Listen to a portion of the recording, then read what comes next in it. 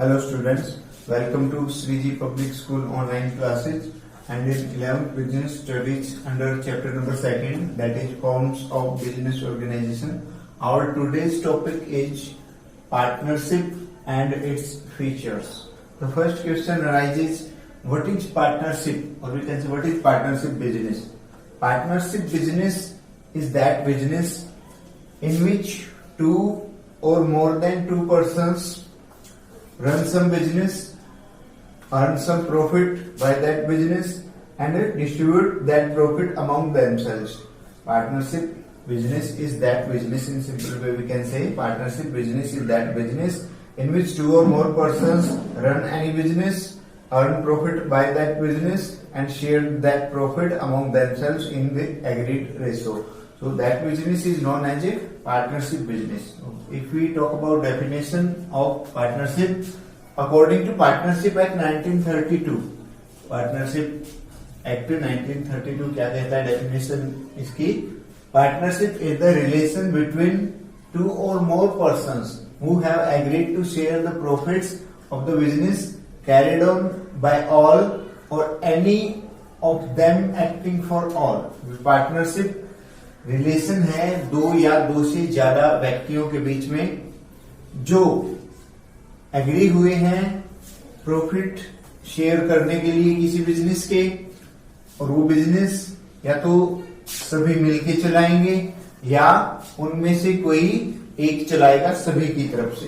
क्या मतलब निकला? पार्टनरशिप दो या दो से ज्यादा आदमियों के बीच एक ऐसा रिलेशन है जो किसी बिजनेस को करके उसको प्रॉफिट को बांटने के लिए गैदर हुए हैं और वो बिजनेस सभी के द्वारा मिलजुल के वो चलाएंगे या उनमें से कोई एक चलाएगा या कोई चलाएंगे एक से ज्यादा सभी की तरफ से, तो जो प्रॉफिट होंगे उनको बांट लेंगे. तो ये पार्टनरशिप एक्ट 1932 कह रहे हैं. Partnership is the relation between two or more persons who have agreed to share the profits of the business carried on by all or any of them acting for all. Partnership दो या दो से ज्यादा व्यक्तियों के बीच में relation है जो कि एग्री हुए हैं प्रॉफिट शेयर करने के लिए, ऐसे बिजनेस के प्रॉफिट शेयर करने के लिए जो सभी के द्वारा चलाया जाएगा या किसी के द्वारा चलाया जाएगा सभी की तरफ से. सपोज XYZ तीन पार्टनर हैं, Y और Z जॉब कर रहे हैं. वो एक्स को बोलते हैं कि भी हम कैपिटल लगा देंगे बट जो बिजनेस रन करोगे आप करोगे, जो प्रॉफिट होंगे वो तीनों में बढ़ जाएंगे. तो ऐसा कोई एग्रीमेंट करके कोई एक भी सभी की तरफ से चला सकता है बिजनेस को, या सभी मिलजुल के चला सकते हैं, या एक्स वाई चला ले, जेड जॉब कर रहा हो तो कोई एक या कोई सभी, जरूरी नहीं है सभी मिलके ही चलाए. तो एग्रीमेंट पे डिपेंड करेगा उनके बीच में जो एग्रीमेंट होता है. तो सभी मिलके भी चला सकते हैं, कोई एक भी चला सकता है, एक से ज्यादा भी चला सकते हैं. तो पार्टनरशिप रिलेशन है दो या दो से ज्यादा व्यक्तियों के बीच में जो ऐसे बिजनेस के प्रॉफिट्स को बांटने के लिए एग्री हुए हैं, जो बिजनेस सभी के द्वारा मिलजुल के चलाया जाएगा या कोई चलाएगा या कोई एक चलाएगा सभी की तरफ से. अब फीचर्स की बात करते हैं. The first feature of partnership is formation. Partnership form of business is formed under the rules of Indian partnership act 1932. 1932 जो पार्टनरशिप एक्ट है उसके नियमों के अनुसार ये फॉर्म होता है, वो इस पे गवर्न होता है. Partnership act 1932. It comes into existence bye legal agreement between the partners. तो पार्टनरशिप जो फॉर्म होती है वो लीगल एग्रीमेंट से होती है पार्टनर्स के बीच में. जो एग्रीमेंट है वो ओरल भी हो सकता है, रिटर्न भी हो सकता है. रिटर्न अगर बना लें एग्रीमेंट तो बहुत बढ़िया रहता है. रिटर्न एग्रीमेंट को बोलते हैं पार्टनरशिप डीड. उसमें सारी टर्म्स कंडीशंस वो पार्टनरशिप के रिगार्डिंग लिख लेते हैं, तो बाद में कोई डिस्प्यूट वगैरह होने के चांसेस नहीं होते, झगड़ा वगैरह होने के चांसेस नहीं रहते. तो रिटर्न होना बढ़िया रहता है, बट कंपल्सन नहीं है रिटर्न हो. ओरल एग्रीमेंट करके भी वो चला सकते हैं. सो partnership form of business is formed under Partnership Act 1932, comes into existence by legal agreement. तो कॉन्ट्रैक्ट होता है, एग्रीमेंट होता है, वो ओरल भी हो सकता है, रिटन भी हो सकता है, उससे फॉर्मेशन होती है इसकी. सो formation is by agreement between the partners. Second feature liability. हमने इससे पहले सोल प्रोप्राइटरशिप पढ़ा. सोल प्रोप्राइटरशिप में जो सोल प्रोप्राइटर की लायबिलिटी है that is unlimited. Here also liability of all partners is unlimited. In case of losses, if assets of firm are not sufficient to pay the liabilities, then personal assets of partners may also be used to pay the liabilities. So same sole proprietorship की तरह liability यहाँ भी unlimited है. Partners की personal assets firm की liabilities पे करने के लिए यूज की जा सकती हैं. अगर फर्म लॉस के केस में चली जाए, डिजोल्व हो जाए, तो लाइबिलिटीज पे करने में अगर असेट्स फर्म की काफी नहीं है तो उनकी पर्सनल असेट्स बेच के उस पैसे से फर्म की लाइबिलिटीज पे की जाएंगी. अनलिमिटेड लाइबिलिटी है उनकी, कितनी भी लाइबिलिटी भुगतनी पड़ सकती है. पर्सनल असेट्स में उनकी बिक सकती हैं लाइबिलिटीज पे करने के लिए. सो कोई लिमिट नहीं है लाइबिलिटी की. And next feature is number of partners. Minimum 2 partners must be there to form partnership. 2 तो कम से कम होने ही चाहिए. अकेला आदमी थोड़ी पार्टनरशिप कर सकता है. अकेला तो सोल प्रोप्राइटरशिप हो जाएगा फिर. So minimum 2 partners must be there to form partnership. If you talk about maximum partners, देखिए 2013 में कंपनीज एक्ट इंट्रोड्यूस हुआ था. इंट्रोड्यूस नहीं, चेंज हुआ था. पहले 1956 वाला चला आ रहा था, थोड़े बहुत चेंजेस वगैरह होते रहे बीच बीच में, बट 2013 में उसको अमेंड कर दिया, बिल्कुल बदल दिया, नया एक्ट लेके आए.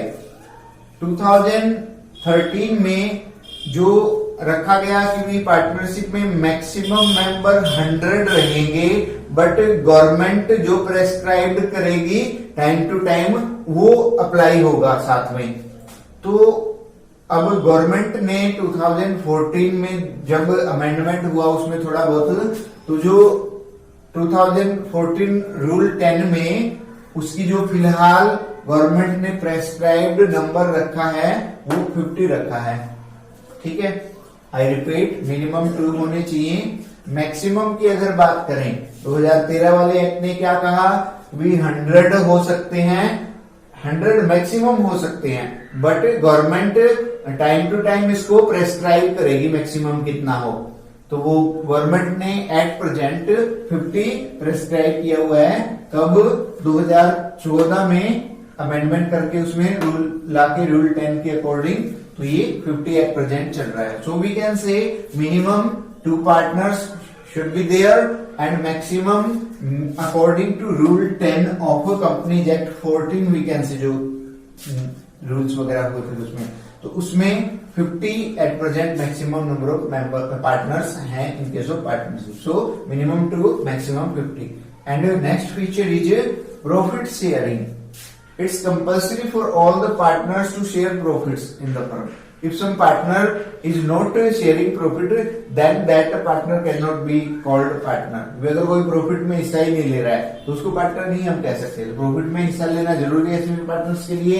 अपना जो एग्रीड रेशो है उस रेशो में वो अपने प्रॉफिट्स या लॉसेज शेयर करते हैं. If ratio is not decided, ratio is not fixed, then they share the profits equally between them. तो यही है कि प्रॉफिट एग्रीड रेशो में शेयर करते हैं. अगर रेशो एग्रीड नहीं है, पहले से डिसाइडेड नहीं है, तो इक्वल रेशो में वो प्रॉफिट या लॉसेज को शेयर करेंगे, बांटेंगे. All partners share the profits और losses of the firm in their agreed profit sharing ratio. If ratio is not decided, then they share equal profits और लॉसेज. तो अगर रेशो डिसाइडेड है तो उसी रेशो में बांटेंगे प्रॉफिट या लॉसेज, और अगर रेशो डिसाइडेड नहीं है, then they share equal. And the last feature that we will discuss is registration. Registration of partnership firm is not a compulsion. It's optional. Depend करता है पार्टनर्स पे. वो अगर रजिस्ट्रेशन कराना चाहते हैं पार्टनरशिप एक्ट 1932 के अंदर जो भी प्रोसेस है तो करवा सकते हैं. अगर ना कराना चाहें तो वो भी छूट है उनके पास. बिना रजिस्ट्रेशन कराए भी बिजनेस वो रन कर सकते हैं. बट रजिस्ट्रेशन कराने से थोड़े सेफ हो जाते हैं. वो जो रूल रेगुलेशन वगैरह डिसाइड होंगे उनके पार्टनरशिप डीड वगैरह में, तो वो फिर अप्लाई होंगे. अगर रजिस्ट्रेशन नहीं करवाएगा कोई तो time to time problems face करनी पड़ेगी. So registration of partnership firm is not compulsory, it's optional. Optional है, उनकी मर्जी है कराए या ना कराए पार्टनर्स की. There are a lot of benefits of registration. Registration की बहुत बेनिफिट्स हैं. उनकी ड्यूटीज लाइबिलिटीज वगैरह क्लियर हो जाती हैं. कोई डिस्प्यूट वगैरह हो जाए तो वो उसमें एज प्रूफ माने जाएंगे जो अकाउंट्स वगैरह हैं। तो बहुत बेनिफिट्स हैं इस तरह से रजिस्ट्रेशन कराने के। रजिस्टर्ड जो फर्म है वो पार्टनर्स पे केस कर सकती है, पार्टनर्स फर्म पे केस कर सकते हैं। अगर रजिस्ट्रेशन ना हो तो नहीं कर पाएंगे। रजिस्टर्ड फर्म किसी आउटसाइड पार्टी के अगेंस्ट केस कर सकती है अगर रजिस्टर्ड है तो। अगर अनरजिस्टर्ड है तो प्रॉब्लम आएंगी, फिर नहीं कर पाएगी बाहर वाली पार्टी के खिलाफ केस। तो इस तरह की प्रॉब्लम्स रहती है अगर रजिस्ट्रेशन ना कराए तो। रजिस्ट्रेशन बेनिफिशियल है।